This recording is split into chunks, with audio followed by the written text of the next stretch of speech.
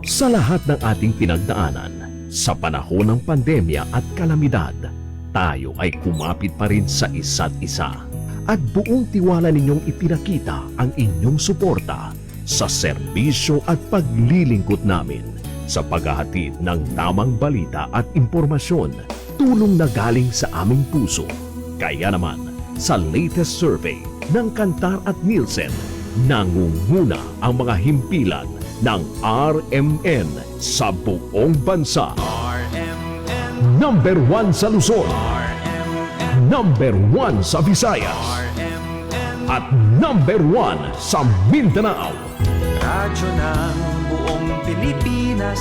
Buong karangalan ng mga radyoman ng RMN Networks ang maglilingkod sa inyo. Maraming salamat. RMN, number 1, number 1. Wala nang iba. Radyo mo nationwide.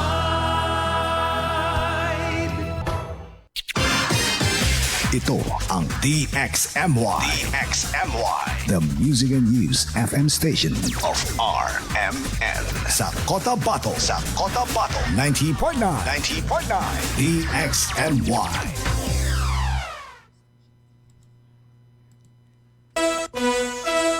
Tumpak na oras mga kasama, ganap na pong alas 5 ng umaga at ang oras na yan hatid sa atin ng Bangsamoro Federalist Party number 4 sa Balota at ni MP Boots Malang 1st District ng Escada BFP Party number 2 sa Balota.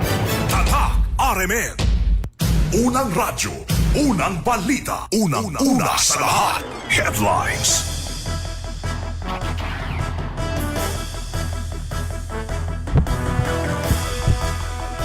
Cotabato City nananatiling nasa yellow o nasa orange category ayon kay City Director Bungkayaw. Unang-una sa lahat. Headline. CCPO pa rin na muling pinanalahanan ang publiko na hanggat maaari ay iwasan ang pagtatambay sa labas tuwing gabi. Unang-una sa lahat. Headlines. Samantala mga kasama, 6th ID naman iginit na miyembro mano ng Dawla Islamia Group ang 5 kataong nasawi sa police operation sa bayan ng Pikit. Unang-una sa lahat. Headline. PDEA BARM naman patuloy na hinikayat ang publiko na ibulgar ang mga individual na umano'y sangkot sa kalakaran ng illegal drugs. Unang-una sa lahat. Headline. 8 anyos sa batang nalunod sa bayan ng Libak, Sultan ng Kudarat na ilibing na. Unang-una sa lahat. Headline. Baril at marijuana naman na nasabat sa isang lalaking target sa search warrant operation sa bayan ng Alamada. Unang-una sa lahat. Headline. 136,000 pesos na halaga ng shabu nasabat sa bypass operation sa bayan ng Isunan. Unang-una sa lahat. Headlines. 2 rider naman sugatan matapos magkabanggaan sa Libak. Unang-una sa lahat. Headlines. Illegal naman na koneksyon sa mga power utilities. Sanhi ng system loss ayon sa CLPC. Unang-una sa lahat. Headlines. NGCP naman maintenance sa susunod na linggo magdudulot ng brownout. Unang-una sa lahat. Headlines. Mga kandidato sa 4th District ng Maguindanao del Norte nakisa sa Peace Covenant signing kahapon. Unang-una sa lahat. Headlines. MLF Chairman Alhaj Murad Ibrahim sinabing bahagi ng jihad ang halalan ngayong darating na September. Unang-una sa lahat. Headlines. Tugunan na Mayor Kagibayan naman hinimok ang mga BLGU sa kanilang sasakupan na mentenahin ang kalinisan sa mga daluyan ng ilog. Unang-una sa lahat. Road clearing operation isinagawa ng pinagsanib puwersa ng City LGU at ng kapulisan sa lungsod ng Cotabato. Unang-una sa lahat. Headlines. Balitang nasyonal, 4 sa 18 ex-marines na tumestigo laban kina PBBM, Zaldico at Romualdez bumaligtad na. Unang-una sa lahat. Headlines. Samantala, retired General Torre naman itinangging tatakbo bilang alkalde ng Davao City.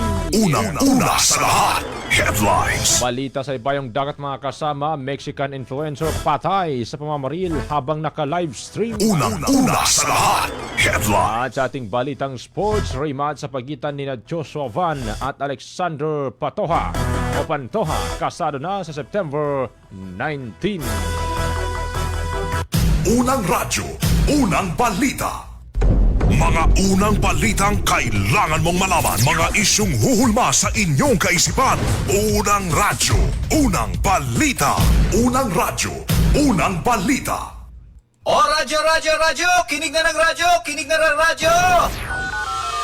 Para una ka, eto na. Lahat ng kailangan mong malamang balita. Impormasyon, Reaksyon, aksyon, umaumaga. nakakarga na sa Unang radyo, unang balita. Sa bago at umarangkadang programa para sa mga naghahabol ng oras. Umaumaga, bago ka lumarga, mga kaganapan ay alam mo na. Unang radyo, unang balita. Dito lamang yan sa DXMY RMN Cotabato. Unang radyo, unang balita. Isa na namang produktong Tatak RMN. Radyo mo. Nationwide. Unang radyo, unang balita. Isa pong magandang umaga mga kasama, mga ka-radyoman, mga ka-idol. Welcome po sa ating programang Unang Radyo ng Balita ngayong umaga pong ito ng Sabado. Ngayon po ay weekend. It's August 8, 2026. Bismillahirrahmanirrahim. Assalamualaikum warahmatullahi ta'ala wa barakatuhu. Magandang umaga sa buong 37 barangay ng Cotabato City. Siyempre pa sa ngalan po ng ating station manager, radyoman Sir Erwin Cabilbigan, sa ngalan din ng ating nakagapay. Diyan po sa may technical side una, si radyoman Sir Danilo Malaran, sa atin pong digital si radyoman Sir Eric Madamba Jr. Ako po ang inyong lingkod, radyoman Jewel Di Mapalaw, sa programang Unang radyo, unang balita. ating programa live pong napapakinggan sa ating frequency 90.9 MHz mga kasama sa dial po ng pong mga radyo. Sa FM po yan, at syempre sa ating official Facebook page, DXMY 90.9 Cotabato. Naka-live na ho tayo mga kasama. Huwag na rin pong kakalimutan na mag-like, share, and follow sa ating official Facebook page para kayo updated sa mga balita, informasyon, mga kaganapan na dapat po ninyong malaman. Magandang umaga muna sa lahat po ng ating mga commentator. Good morning sa lahat ng mga nagpadala ng kanilang mga komento via live stream ngayong umaga mga kasama. Magandang umaga kay Nancy Sabado Blanca Remonde. Good morning ho. Hello. Kay Miss M. Bunko. Waalaikumsalam po. Good morning sir. Watching from Qatar. Magandang umaga rin mga kasama kay Sanbay Adam. Hello po my dear. Sabi nga dito, hi. Kay Leia Momando Mosarta. Magandang umaga rin. Good morning. Watching from San Isidro, Batangas. Magandang umaga syempre. Especially kay Bapa Ali dyan po naman sa bahagi ng Barangay Lower Capiton ng Dato Udine Sinsuat, Maguindanao del Norte. Magandang umaga. Kumusta kayo dyan? Kumusta kayo dyan, Bapa Ali? Marami bang native na manok dyan? Sige, pag-usapan natin mamaya. Kay Auntie Saimona sa Chikiting dyan, magandang umaga. At sa lahat na po ng mga tagapaginig natin mga kasama. Uy, magandang morning din nakikinig sa atin, nanonood. Si Ma'am Baymera Anguso Mustafa. Bay, kumusta po? Waalaikumsalam. Kumusta po kayo? Saan man po kayo naroon sa mga sandaling ito? Ingat po kayo palagi, Ma'am Baymera. Dato Duguto, magandang umaga rin. From SPDA Dato din na Sinsuat at ni Moods M. Zainal. Magandang umaga, DXMY. Tambalang matinis sa mga balitang maiinit sa Unang Radyo, unang balita. Unang radyo, unang balita. Dako muna tayo mga kasama sa detalye po ng ating balita at ang bahaging ito hatid naman sa atin ng United Bangsamoro Justice Party UBJP number 13 sa balota at ni Attorney Sheriff Abbas, UBJP candidate sa 1st District ng Cotabato City number 1 sa balota. Mga kasama, mismong kinumpirma po ni 6th ID at Joint Task Force Central spokesperson Lieutenant Colonel Ronald Suscano na miyembro mano ng umano'y Dawla Islamia Hasan Group ang 5 kataong nasawi sa police operation sa Barangay Inugog, Pikit sa North Cotabato matapos umanong manlaban sa operating team.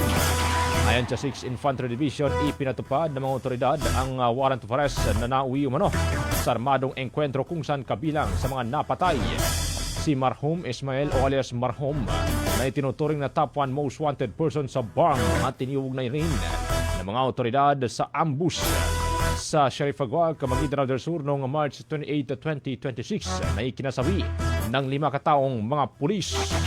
Kasama rin sa mga nasawi sina Halim Sansawi Usman, Ali Hasan, Rasul Tito at ni Baby Ayunan Kamsa. Wala namang naiulat na nasawi o nasugatan sa hanay ng pinagsanib puwersa ng pamahalaan na ayon pa sa militar. Patuloy ang operasyon upang matunto ng isa pang sospek na nakatakas sa naturang operasyon.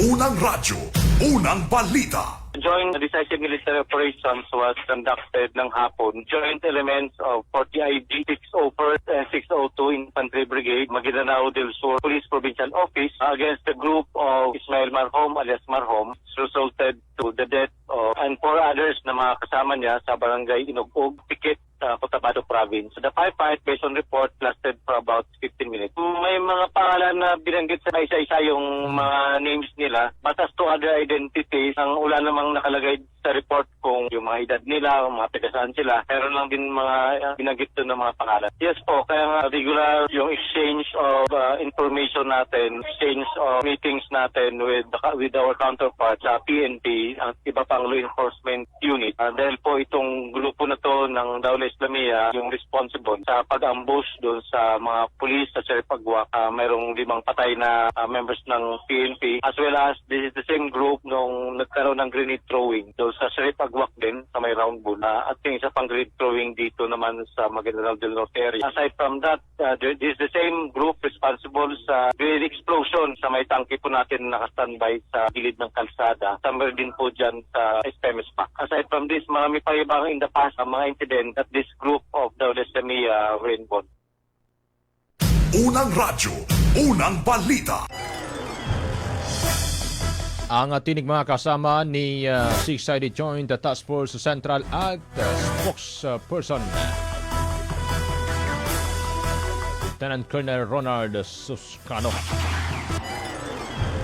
Dito naman sa Cotabato City mga kasama, abay muli pong pinaalalahanan ng publiko o ang publiko ng Cotabato City Police Office na maging maingat sa paglalakwatsa o pagpunta sa mga lilib na lugar o labas ng kanilang tahanan lalo na tuwing dakong gabi. Ayon kay CCPO Public Information Officer Police Lieutenant Rosel Evangelista, mahalagang manatiling alerto at piliing dumaan o magtungo lamang sa mga maliwanag at mataong lugar upang mabawasan ang tsansa ng panganib ng mga biktima ng krimen tulad ng naganap na pamamaril at pangaagaw ng motorsiklo sa mga minor de edad sa kalanganan nitong lungsod alas 7:30 ng gabi. Inayuhan din niya ang publiko na huwag basta-basta huminto o magparada sa mga lidlib na lugar, lalo na kung madilim ang paligid habang hinikayat ang lahat. Naipaalam sa kanilang barangay ang mga kasama ang kanilang pupuntahan, alamin muna kung ligtas ang lugar bago bumiyahe at sundin ang mga pangunahing hakbang sa kaligtasan upang maiwasan ang anumang hindi kanais-nais na uri ng insidente. Unang radyo, unang balita. During this, katulad nito ng pangyayari nito, para maiwasan natin yung mga ganitong insidente. Unang-una po, kailangan po lagi po tayong alerto kapag bumibisita tayo sa mga area, no? Lalo na sa gusto nating puntahan. Another, puntahan po natin yung well-lighted po at saka busy route po. At this point, ito sa pangyayari na ito, kung mapansin po natin, na gabi na po yung mga kabataan na pumunta doon, 7:30, no? Papadilim na. So, iwasan po natin yun. And huwag tayong huminto, lalo na kapag dumadaan tayo sa area, no? Lalo na gabi na. Hindi natin kasi ini-expect na matimingan tayo na nagkataon na nandoon din yung mga masasamang loob, no? Immediately, no? Dapat makipag-ugnayan din tayo sa mga barangay, no? Kung pupunta, may plan tayo magpunta. Pero sa mga baguhan po, no? Dapat po alamin natin yung area, saan tayo pupunta, at tingin natin saan tayo safe. Kapag tayo naman nandun sa lugar, huwag po tayong mag-park kahit saan-saan lang. Lalo na po, huwag natin iiwan yung ating mga may susi. For sure, pag napapansin natin yung paligid natin, hindi lamang for enjoy, maging alerto rin tayo sa paligid natin kung sa tingin natin may sumusunod, may kahinala, o minsan maniwala po tayo sa gut natin. Minsan may nararamdaman tayo. If in case, ganito na rin, no, mayroong armado yung mga suspect, huwag na po kayo manlaban.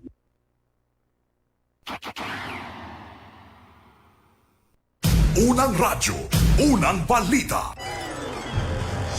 5:16 ng umaga mga kasama, oras hatid sa atin ni Dr. Tumandantok, BFP candidate sa 3rd District ng Cotabato City number 1 sa Balota. Inihayag po ng Cotabato City Police Office sa pamamagitan ni Director Police Colonel Jimin Bungkaya na kabilang sa orange category ang lungsod sa kasalukuyang election security assessment para sa halalan 2026. Ayon sa kanilang mga kasama, nangangahulugan ito na may umiira na matinding political rivalry sa pagitan ng mga kandidato at kanilang mga partido. Subalit, nanatiling kontrolado ang sitwasyon at wala pang naitatalang malalang election-related violence.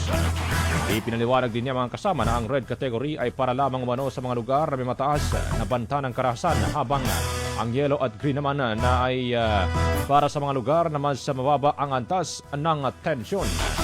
Sa kabila ng umiira na political activities tulad ng mga pagrally at house-to-house campaign, sinabi ng CCPO na wala pang naitatalang seryosong banta sa seguridad, ngunit patuloy na itong babantayan. Unang radyo, unang balita. Pag-umpisa ng ating election period, last July 16, gandak po tayo ng simultaneous checkpoint operations at daily checkpoint operations doon sa mga areas na pinaniniwalaan natin na mga crime-prone area or places of convergence, at may nahuli tayong panaka-raka at ngayon so far, kuntit lang yung nahuli natin. Unang-una, ito indicator po ito na sumusunod yung mga taong bayan natin, hindi magdadala ng hindi otorasyadong baril. Pero ang downside po dyan ay baka nabantayan na tayo ng mga hindi talaga nahuli yung mga nagdadala ng hindi otorasyadong baril. Pero sinisiguro po ng ating kapulisan, ng ating Philippine Marines, ng ating Philippine Coast Guard na patuloy yung gagawin nating checkpoint operations sa anti-gun ban para ito po yung preparasyon para sa maayos at mapayapang eleksyon. Unang radyo, unang balita. Mga kasama, patuloy naman hinikayat ng Philippine Drug Enforcement Agency o PDEA BARM ang publiko na makipagtulungan upang sugpuin ang paglaganap ng iligal na droga na salot sa lipunan. Sinabi sa DXMI ni Benjamin Resites, III, PDEA BARM Assistant Regional Director, na malaki umano ang kanilang pasasalamat sa publiko matapos ang panibagong tagumpay sa kampanya laban sa iligal na droga sa Cotabato City, kung saan nitong bago lamang nasamsam ang nasa 6.8 million pesos sa 3 individual kabilang ang 2 babae. Ayon sa mga otoridad, mga kasama, malaking bahagi ng operasyon ng impormasyong ibinibigay ng mamamayan sa kanilang isinasailalim o na kanilang isinasailalim sa kaukulang verifikasyon. Sinabi pa ng PDEA na ang mga natanggap na impormasyon mula sa komunidad ang naging daan upang maiwasagawa ang tagumpay ng operasyon sa alinmang lugar sa BARM. Unang radyo, unang balita. This is another milestone sa laban natin kontra-droga dito sa Cotabato City. Sa publiko, sir, papabot kami ng unang-unang lubos na pagpasalamat kasi dito mag-materialize kung wala yung info coming mismo sa public, sir. I-verify lang namin to sa mga holdings din namin, and turns out na ito yung nangyari, nag-positive tayo. In behalf of also of our Regional Director, Edgar Jubay, sir, nagpapasalamat yung PDEA BARM sa tulong ng other law enforcement agency na nandito ngayon, nandito talaga sila sa area, at saka yung komunidad ng buong BARM. Unang radyo, unang balita. 5:20 na po ng umaga, oras na yan. Hatid naman sa atin ni Anwar Young Fighter Alamada, UBJP candidate sa 5th District ng Maguindanao del Sur, number 1 sa Balota. Dagdag pa rin na balita, mga kasama, nailibing na po ang 8 anyos na batang lalaking si Elias Oting matapos malunod sa Tan River ng Barangay Dato Caron, Libac, Sultan Kudarat Province alas 5:30 ng hapon habang nagtatampisaw kasama ang kanya mismong ama. Ayon sa investigasyon, mga kasama, naglalaro umano ang bata malapit sa ilog kasama ang kanyang ama nang mapansing nawawala na ito. Agad siyang pinaganap ng mga residente at ng rescue responders sa lugar, ngunit inabutan pa ng higit 10 oras bago natagpuan ang bangkay ng biktimang palutang-lutang. Kinabukasan, mga kasama, bandang alas 12:40 ng tanghali, na-recover ng ama ang katawan ng kanyang anak sa naturang ilog na kusang lumutang at wala ng buhay. Unang radyo, unang balita. 5:21 ng umaga, mga kasama, sugatan naman ng 2 rider na di na muna pinangalanan matapos magkabanggaan ng kanilang mga motorsiklo alas 3:30 ng hapon sa harap ng Pansod Elementary School sa Barangay Pansod ng Bayan ng Libac, Sultan Kudarat. Mabilis namang rumisponde ang mga miyembro ng Barangay Peacekeeping Action Team o BIPAT, barangay responders at ng mga residente upang magbigay ng paunang lunas bago isinugod sa ospital ang sugatang mga biktima. Patuloy ang investigasyon ng mga otoridad sa sanhi ng Bangahan habang muling pinalalahanan ng mga motorista na mag-ingat sa pagmamaneho. Unang radyo, unang balita. Arestado naman ang 55 anyos na lalaking si Yuri sa ikinasang bypass operation sa barangay Lagilayan, Isulan, Sultan Kudarat. Sa operasyon, nasamsam ang tinatayang 20 grams ng pinaginalang shabu na may standard drug price. Namigit kumulang 136,000 pesos. Na-recover din ang bypass money, 4 pang sachet ng pinaginalang shabu, isang green o isang dilaw na plastic bags at glass tube tutor kabilang ang lighter. Nasa kustodiya ng Isulan Municipal Police Station ang suspect habang inihanda ang kasong paglabag sa Section 5 at 11 ng Article 2 sa Republic Act No. 9165 o Comprehensive Dangerous Drugs Act of 2002 na isasampa laban sa kanya.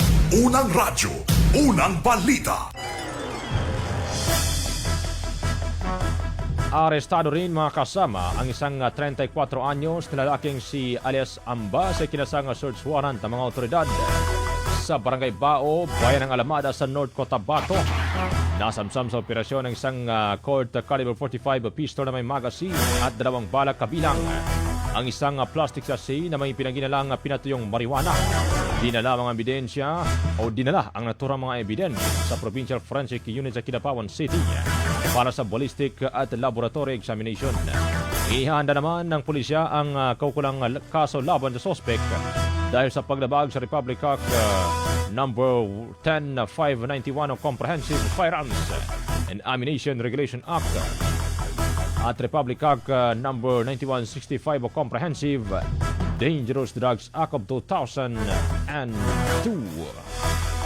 Unang radyo, unang balita. 5:23 ng umaga mga kasama, oras na yan, hatid sa atin ni Attorney Sheriff Abbas, UBJP candidate sa 1st District ng Cotabato City, number 1 sa Balota. Samantala mga kasama, dagdag pa rin na balita.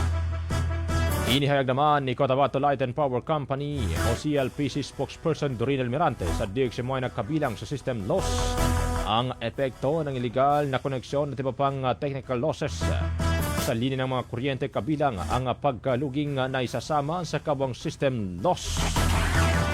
Gayunpaman, sinabi ng opisyal na agad nilang pinapatawan ng kaukulang parusa ang mga nahuhuling nagnanakaw ng kuryente at ang mga nagkokolekta ng multa mula sa mga lumalabag ay ibinabalik umano para sa kapakinabangan ng mga lehitimong consumer.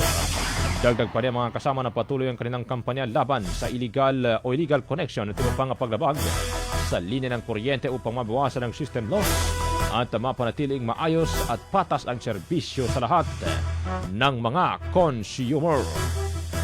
Unang radyo, unang balita. Doon po sa ating law, lahat po ng tinatawag nating technical losses or tinatawag yung mga illegal connection, may mga portion po na meron tayong naaano sa systems loss na papasa. At ang kagandahan naman ito, anything na aming nahuhuli or aming na-find na merong nanakaw, pinapenalize namin yung mga consumer. Lahat po ng collection doon po sa mga na-penalize namin or mga penalties, sinabalik po namin yan sa consumer.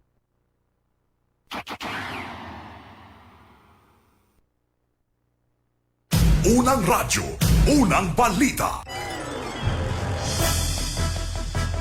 Anya pa mga kasama, may tinaglang allowable system loss ang Energy Regulatory Commission o ERC at nananatiling umano silang mas mababa dito.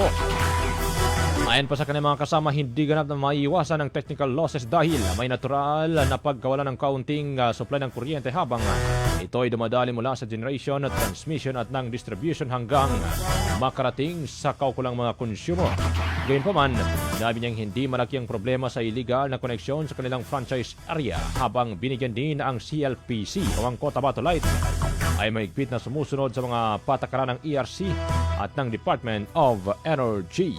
Unang radyo, Unang balita. Ngayon, sir, yes sir, may mga ano tayo sir, no? Kasi po sir sa cap na binigay ni ERC sa atin, nasa I think 5.5 na systems loss yung allowable na i-charge sa ating mga consumers. But for the past past few years, tayo po ay mababa po. So meaning, hindi po ganun kalaga yung mga tampering or mga illegal connections dito po sa ating franchise area. Yes po, opo. Kasi napababa po yan, the cap po tayo, binigay po ng ERC. Yes, oo. Merong mga ganun. Kasi hindi mo talaga yan siya maaalis yung mga technical losses. Kasi habang dumadaloy, galing po sa generation, padaan sa transmission hanggang padating sa atin, may mga nawawalang portion po ng supply ng kuryente. Opo. Tama po. Kasi tayo po ay sumusunod lamang sa batas binibigay sa atin ng ERC, ng DOE, kasi we are highly regulated po sa lahat po ng inuutos o batas po ng ating gobyerno. Unang radyo, unang balita. Mga unang balitang kailangan mong malaman. Mga isyung huhulma sa inyong kaisipan. Unang radyo, unang balita. Unang radyo, unang balita. 5:27 ng umaga mga kasama, oras hatid naman sa atin ni Attorney Lalang Ali Jr., UBJP candidate, 19 nominee, number 13 sa balota. Dago tayo mga kasama sa report ng ating mga kasamang Radyoman Reporters. Unahin natin ang linya ni Radyoman Eb Sabang sapagkat binabanggit dito, street vendor arestado sa bypass ng PNP Station number 3 sa Mother Barangay Tamuntaka, Cotabato City. Detalye mula kay Radyoman Ebs Abang. Ronda Presinto. Sa kulungan ng bagsak ng isang lalaking street vendor na sumasideline umano sa pagtutulak ng iligal na droga, makarang masakote ng PNP Station 3 Drug Enforcement Team alas 4:20 ng hapon sa bahagi ng Purok Bagdad A, Mother Barangay Tamuntaka, Cotabato City. Kinilalang suspect na si Alejandro Carino alias Tods, 45 anyos, may asawa, residente ng Upper Bubong sa Barangay Kalangan ng Tunang Lungsod. Nakumpiska sa suspect ang isang maliit na plastic sachet na naglalaman ng hininalang shabu na may bigat na 0.1 gram na nagkakahalaga ng 680 pesos sa object of sale. Maharap ang suspect sa kasong paglamag sa RA 9165 na isasampa laban sa kanya. Kasama mo sa DXMY 90.9 Aramen, Cotabato, Radyoman Ebs Abang, Tatak Arimen. Ronda Presinto. Unang radyo, unang balita. Maraming salamat Radyoman Eb Sabang sa detalye ng balitang yan. Samantala mga kasama, motorista naman, hospital ang bagsak matapos sumimplang sa bayan ng Mother Kabuntalan. Detalye mula kay Radyoman Maestro Ray Bansaw. Ronda Presinto.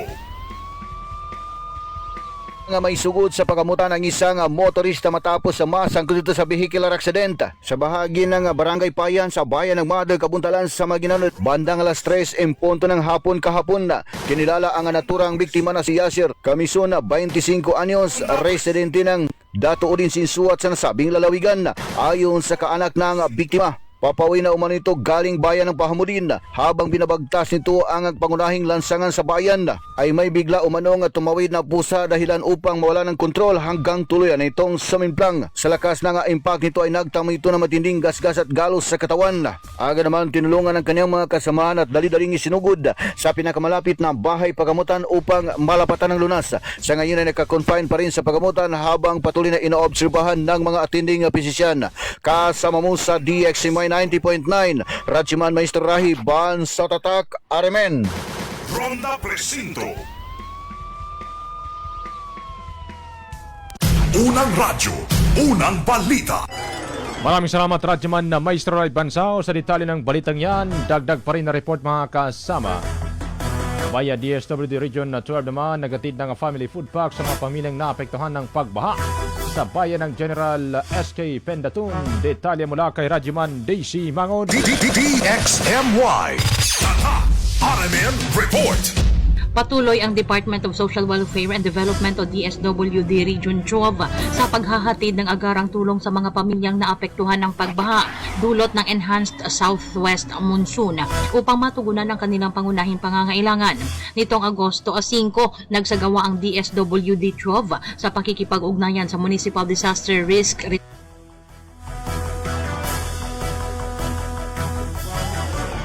Reduction Protection and Management Office o MDRRMO at Philippine National Police o PNP ng pamamahagi ng 3,000 family food packs para sa mga pamilyang naapektuhan ng pagbaha sa munisipalidad ng General Salipada, Cape Pendatun, Maguindanao del Sur. Layunin ng pamamahaging ito na makapagbigay ng agarang suporta sa mga pamilyang apektado habang patuloy silang bumabangon mula sa epekto ng kalamidad. Patuloy ang DSWD-12 sa pakikipag-ugnayan sa mga lokal na pamahalaan at iba pang katuwang na ahensya upang matiyak na ang kinakailangang tulong at serbisyo ay agad na maihahatid sa mga pamilyang higit na nangangailangan. Kasama mo sa DXMY 90.9 Radio Monday si Mangud Tatak RMN. Radyo mo nationwide. Unang radyo, unang balita. Maraming salamat Radyoman Daisy Mangon sa detalye ng balitang yan. Maraming salamat sa ating mga kasamang Radyoman reporter. Kanilang unang bukso ng balita ngayong morning mga kasama. 5:32 ng umaga, oras na yan, hatid naman sa atin ni MP Boots Malang, tatakbong 1st District ng Esgada under BFP Party number 2 sa Balota. Balikan natin ang ating mga viewers, mga kasama. Good morning kay saan na yun? Kay Wahida Khan na Mamalapat, magandang umaga po. Mamalapat family from Kapinpilan SJ Farm sa Kadayangan. Thank you, very strong. Ay, kay Bay Mera Angusa Mustafa, Ma'am Bay Mera. Sabi niya dito, I'm fine, alhamdulillah. Taga Barangay Ragisi pala si Ma'am Bay Mera. Sa Sultan Kudarat, Maguindanao del Norte po. Thank you po sa panonood, Ma'am Baymira, at ingat po kayo dyan. Anong, ano ba, kape? Agagay. Anyway, magandang umaga rin kay Sumulod Omanya Sinsin. Good morning po. Sa kanyang katrabaho sa Mayaping Chong Girls. Ay, parang familiar sa akin to Cynthia Sumulod, diba? Raisa, Dalene, Marilyn, Vivian, Irene, Jovelyn, kay Mian, Rosan, hindi ko alam kung ganun ba yun basahin. Kay Ma'am Joy Joy, Lin Lin, Love Love, kay Georgina, Jolene, Cheryl Jen, Loprosita, Presi, Alexis, Lovely, Gemma, kay Rosana, Wena, Hermina, Angelina, Madam Rubilin Yap. Magandang morning dyan sa may Yaping Chong Girls. Morning sa may bahagi ito ng, I don't know, somewhere in downtown area. Good morning din kay Annie Sedon. Magandang umaga rin. Lods kay watching us kay Sumulod Omanya. Good morning kay Zainuddin Zailon. Magandang morning sa lahat po ng mga waalaikumsalam, sa lahat po ng mga bangsamoro. Magandang umaga. Antibay Umul Kusumid din Bangwaya, kay Dato Tong dyan po sa may Purok Bayalabi ng Gato Barabalan, Sukran, and good morning din. Sukarno Edsa, good morning. Matua Manguda, magandang umaga. Magandang umaga, Gyalil Usman family of Tanuel, Fatima Uto Ayab Al-Hajj, Omarets 9, Cotabato City, magandang morning. Dato Pike Benito, good morning din from Tabiran, Dato din Silsuad, kay Farid Abdurrahman Impal, good morning din from Upper Tabiran, Kabuntanaan, Maguindanao del Norte. Kay Ibrahim Talib, good morning din. Kay Baysa Adam Astura na Tumanong, Latip ng Poblasyon 1, Cotabato City, good morning. Kay Kamid Di Patuan, waalaikumsalam po. Watching from Barangay Maladig sa Picong Municipality, Lanao del Sur. Good morning dyan sa Picong Kumusta po? Kumusta? Pasabol na ba yung area dyan? Kalsada? Especially yung Detour Bridge. Anyway, guess pasabol na to. Ang araw na yun.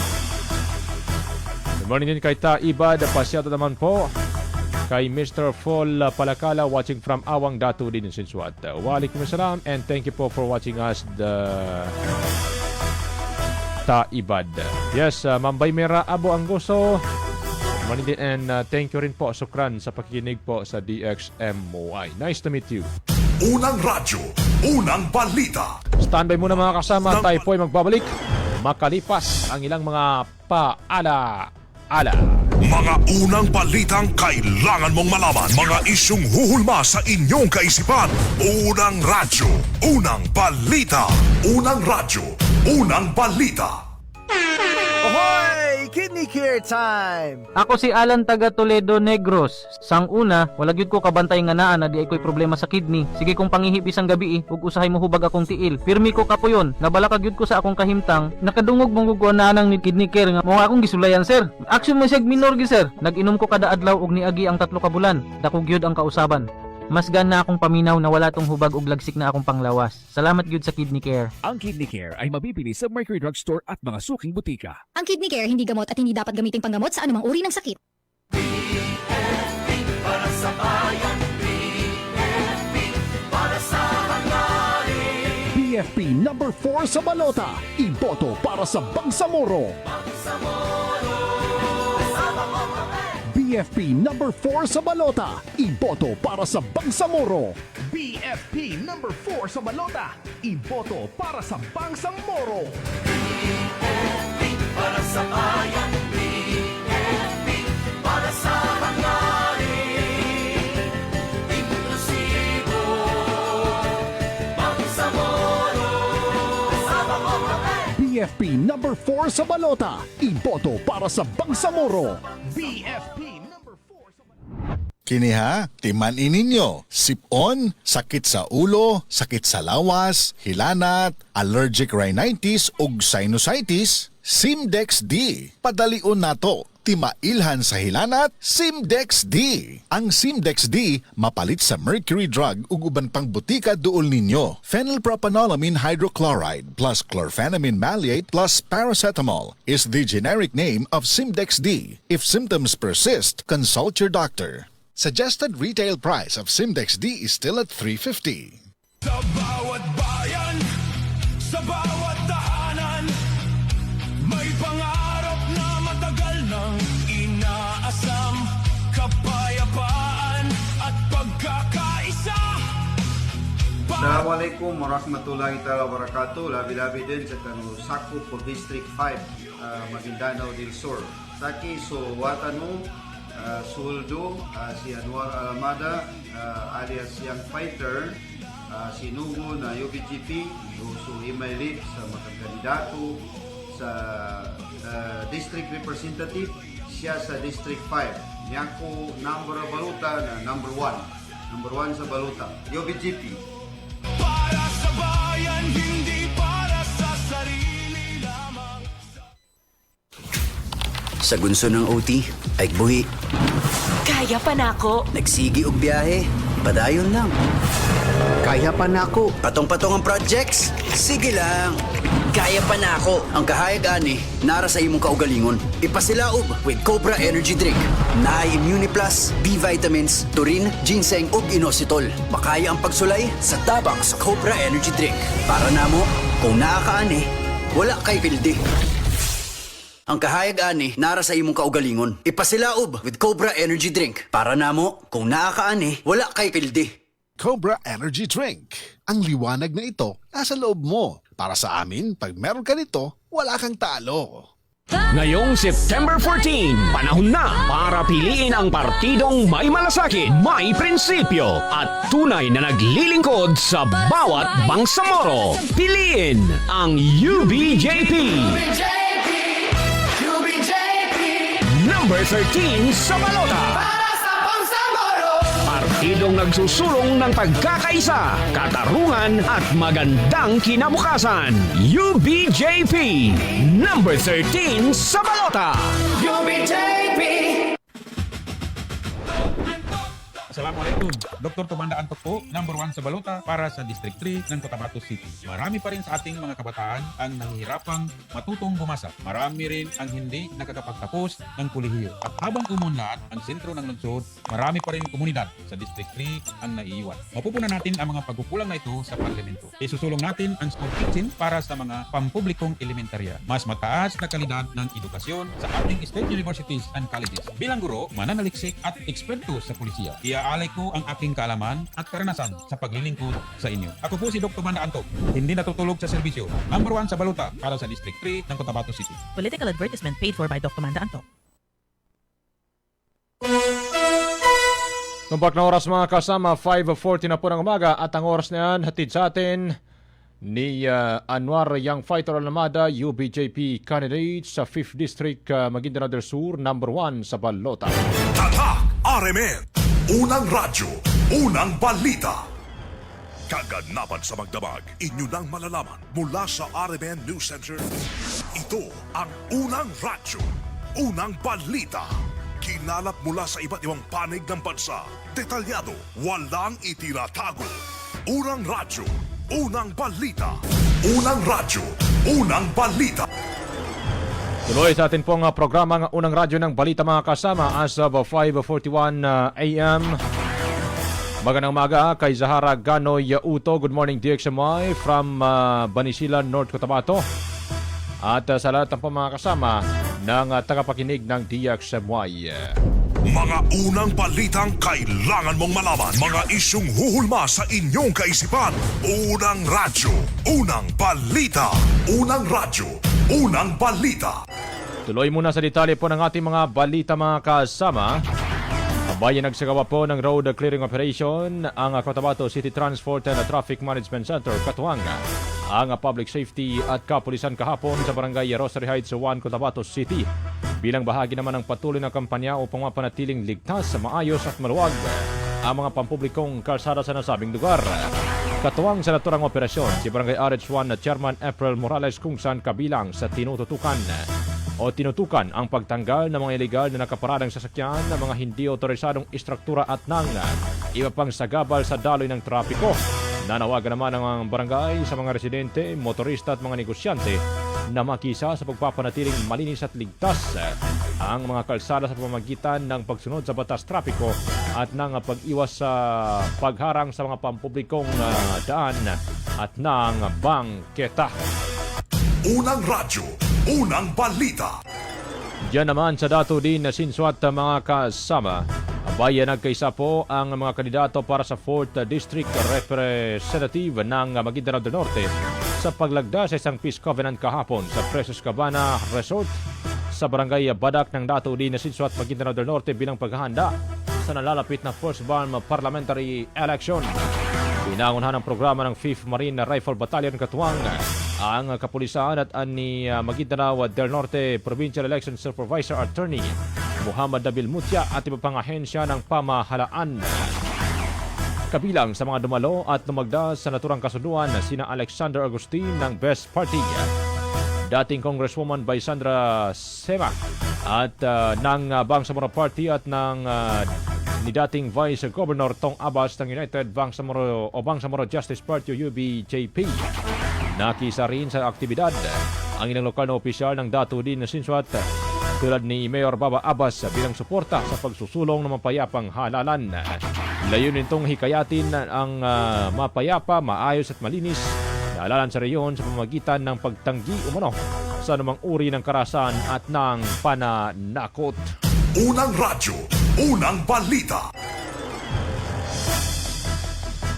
Mga kasama, binigyan din naman ni United Bangsamoro Justice Party President at BIAF Chairman Alhaj Murad Ibrahim ng pagkikibaka o jihad ng mga Bangsamoro na hindi ani natatapos at nagpapatuloy sa iba't ibang anyo habang nabubuhay ang mamamayan. Inihayag na ito sa harap o sa kanyang mensahe sa Union of Bangsamoro Scholars Jordan Alumni Assembly na ginanap sa Camp Darapanan, Sultan Kudarat sa Maguindanao del Norte. Ayon kay Kagi Murad mga kasama, malaki ang naging sakripisyo ng Bangsamoro sa pag-abot ng kasalukuyang kalagayan nito na anya. Pagamat bahagi na ng sistemang demokratiko ng Pilipinas ang Bangsamoro, mahalaga pa rin manatiling nakabatay ang pumuhay ng mga Muslim sa mga aral ng Islam at sa kanilang pananampalataya. Unang radyo, unang balita. Sukur kami sa karunia pinapagkarinyan sa Allah Ta'ala ng mga pagunga kaysa kung mga kakanda daw. Karunia ba niya saburan niya ating putang na yata nung tanong sa ginawa jihad daw niya na da mapupus continuing niya struggle. Kaya man na continuing struggle na tama na bigyan karon ng pag-struggle tam. Pag niya now may mga ulaman niya now may daw na jihad na pag-struggle. Kaya man na pag-struggle na pamikal. Pag kita sa mayan, katawan mo ame kaya irin na pagkukitan tanong na mahal kung mapasagin na pagkukitan sa. Kaya na iapanganay na samayan na sakop na gobyerno na Pilipinas. Gobyerno na Pilipinas na democratic mambo prinsipyo nila. O kaya kaya kita nung na may kayo so agama Islam na specific ka ba sa yan mana tiyata uyag-uyag na so panduan o lauta. So sa kanuman yan alhamdulillah kaya samaya expose ka no siya kanong pagkapahagi sa mga ingid na silaman niya siya kanong sa Jordan na at least sa pagkakuha ka no sa mga ilmu nasisida tanong. Tukay pagkapasuntanong sa maya, nalangon tanong niya next generation kapag pagkataon niya. Kaya na importante, pagkatindagi gobyerno tanong, pagkatindagi gobyerno tanong. Yan yung mana, nawapanangilin, so okay ito kung yung tanong, kaya mas na so parinyan, so agama mga basta. Kaya na, di ka na mundan para makang gobyerno, sa pwede ka na nga yanin nga Islam. Asal ka magaga, makagawalan sa pantuan ng Islam na yabong pagkapasun sa niya may parlamentaryan niya. Nayaman na kaya marakir kita makatapa na ang butuan sa kitab na yan, katapa na kitab kalinian. Unang radyo, unang balita.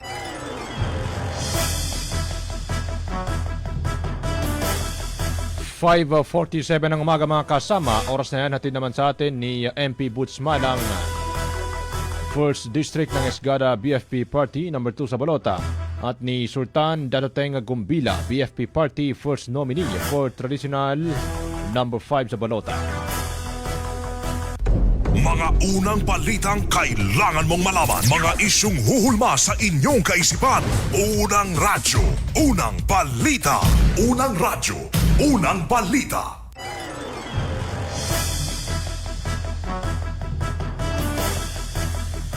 Mga kasama, balikan natin ang linya ng mga kasamang Radyoman reporter sa kanilang ikalawang bugso ng balita.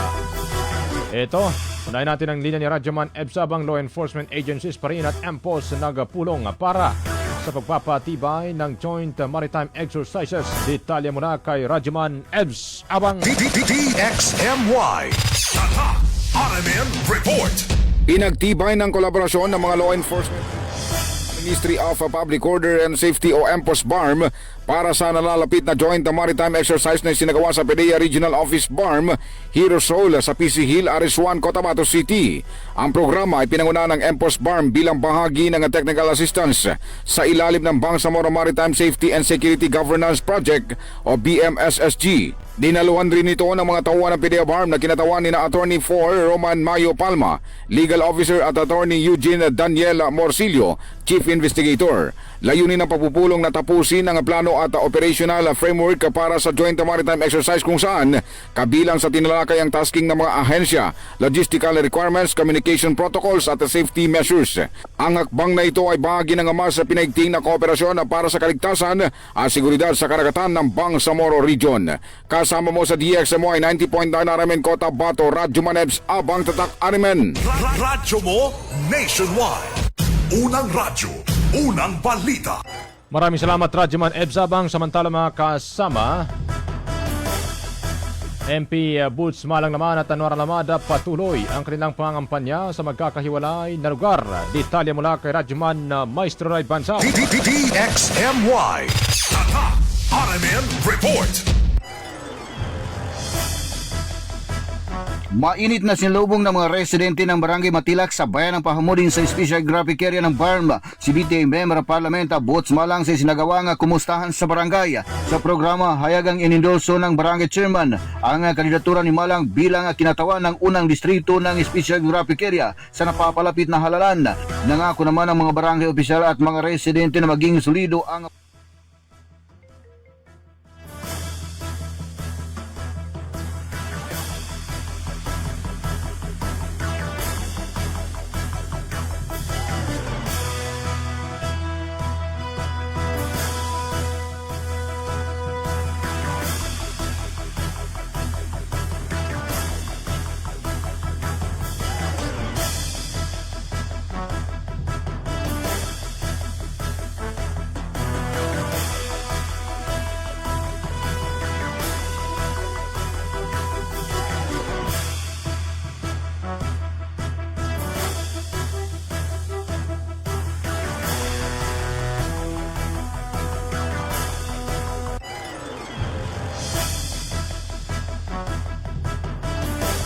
Balikan natin mga kasamang linya ni Radyoman Maestro Ray Bansao sa detalye Init ng na sinlubong. kanyang report.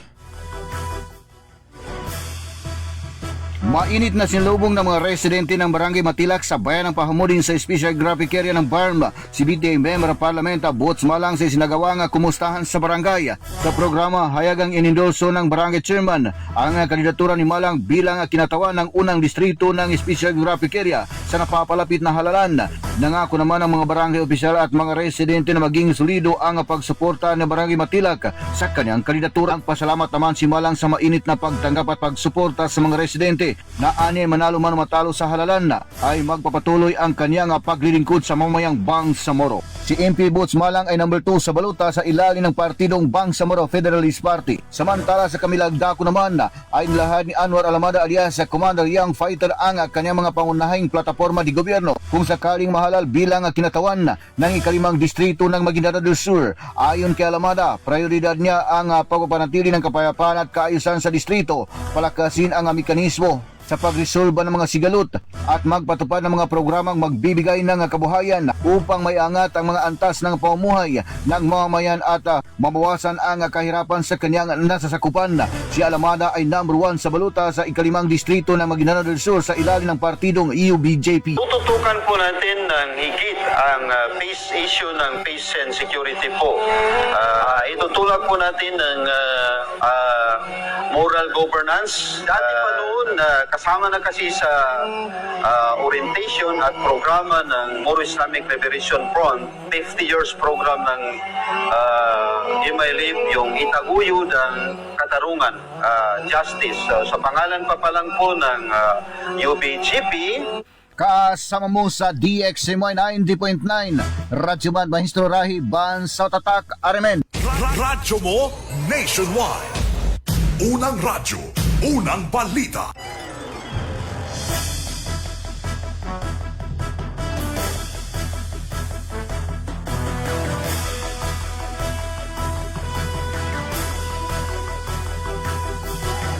Maraming salamat Radyoman Maestro Ray Bansao sa detalye ng balitang yan. Samantala mga kasama, report pa rin. Dako naman natin si Radyoman Daisy Mangod sa kanyang balita. Binabanggit dito mga kasama, Marina ng board naman na pinalakas ang maritime policies upang pahusayin ang transportasyong pandagat sa BARM. Detalye mula kay Radyoman Daisy Mangod. RMN Report. Nagdaos ang Bangsamoro Maritime Industry Authority o Marina Board ng ika-12 board meeting. Sa pulong, tinalakay at pinagpasyahan ng mga miyembro ang iba't ibang policy measures na naglalayong pahusayin ang maritime transportation services, palakasin ang regulatory oversight at itaguyod ang kaligtasan ng mga pasahero at mga sasakyang pandagat na bumibiyahe sa loob ng Bangsamoro Autonomous Region. Kinilala ng lupon ang mahalagang papel ng transportasyong pandagat sa BARM at tinalakay ang mga panukalang patakaran upang mapabuti ang operasyon at mapalakas ang regulasyon sa sektor ng maritime. Bilang pagkilala sa mahalagang ambag ng transportasyong pandagat sa pagkakaugnay ng island provinces at coastal communities sa rehiyon, tinalakay ng lupon ang iba't ibang panukalang patakaran na naglalayong tugunan ang kasalukuyang mga hamon sa operasyon at magpatupad ng mas tumutugon at mas matatag na regulatory framework para sa maritime sector. Kabilang sa mga pangunahing panukala ang regulasyon sa pagsasaayos ng pasahe sa panahon ng malaking pagtaas ng presyo ng langis. Kasama mo sa DXMY 90.9 Radyoman Daisy Mangud, Tatak RMN. Radyo mo nationwide. Unang radyo, unang balita. Maraming salamat Radyoman Daisy Mangod sa detalye ng balitang yan. Maraming salamat po sa ating mga kasamang Radyoman reporter sa kanilang ikalawang bugso ng balita ngayong morning, mga kasama. Ngayong umaga nga pala, ngayong araw na ito mga kasama, as of August 8, 2026, bay sa buong rehiyon po, ugong ang isang mensahe na magkaisa, magtulungan para sa Bangsamoro. Sabay-sabay ang kick-off campaign events ng Bangsamoro Federalist Party sa Basilan, Cotabato City, Lanao del Sur, Maguindanao del Norte at Maguindanao del Sur maging sa Special Geographic Area o SJ Barm at ng Tawi-Tawi. Ito mga kasama sa Basilan gagawin sa Lamitan City Gymnasium alas 8 mamaya. Sa Cotabato City naman alas 2 ng hapon sa CSU Gymnasium. Samantalang sa Lanao del Sur sa Marawi Convention Center na may alas 8 mamayang umaga. Sa Maguindanao del Norte naman sa Municipal Gymnasium ng Parang MDN. August 8, ngayong araw yan 7:30 a.m. Medyo maaga. Kay Odo naman sa Maguindanao del Sur mga kasama sa Dato Anggal Bintimbang Gymnasium alas 8 ng umaga at Special Geographic Area sa Dato Binasing Pahamudin SJ Barm alas 8 ng umaga rin. Samantala sa Tawi-Tawi naman sa MBHT Gymnasium sa Bungaw alas 8 ng umaga bukas. Unang radyo, unang balita. 5:56 ng umaga mga kasama. IFM News. IFM News. IFM News. National.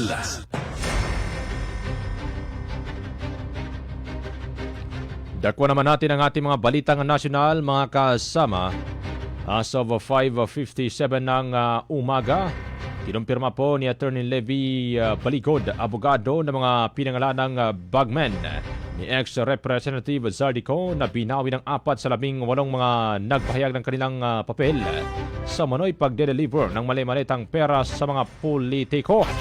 Bumaligtad naman ang 4 dahil sa alok na malaking halaga ng pera kapalit ng pag-atras sa kanilang mga pahayag pero tumangging sabihin kung sino ang mga nasa likod nito.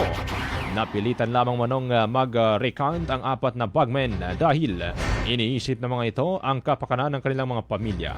Kagabi ay naresto naman ang 10 katao sa natitirang 14 na mga tinaguriang maleta boys matapos mabigong makapagpiyansa sa kanilang kinakarap na 4 counts of perjury. Alinsunod naman o sanhi mga kasama o bunsod ng sinasabi ni Attorney Baligod na mabagal na proseso ng trial court.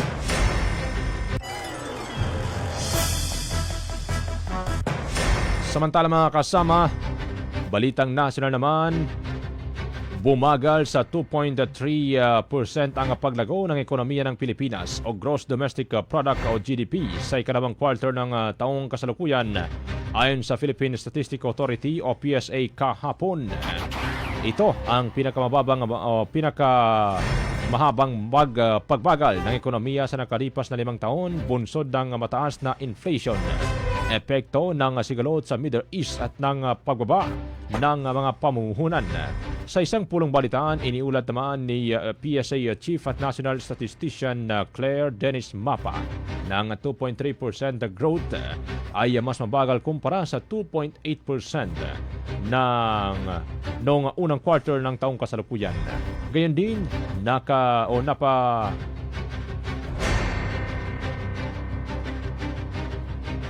mga kasama, nakumpara naman ito sa 5.4% na naitala sa parehong panahon noong 2025. Unang radyo, unang balita. Samantala mga kasama, marin namang itinanggi ni Metropolitan Manila Development Authority General Manager at dating PNP Chief Nicolas Torre III ang mga lumabas na report na mano'y tatakbo siya bilang alkalde ng Davao City. Linaw ni General Torre na nagsimula lamang ang lahat sa isang komento ng netizen sa social media. Dahil dito, mabilis na kumalat at ginawang tila totoong balita ang usap-usapan. Sinabi niya na nakatutok siya ngayon sa kanyang tungkulin sa MMDA at iginit na ang pagbibigay ng serbisyo ay hindi umano kailangang hintayin ang eleksyon. Unang radyo, unang balita. Balita sa Ibayong Dagat. Sa Ibayong Dagat.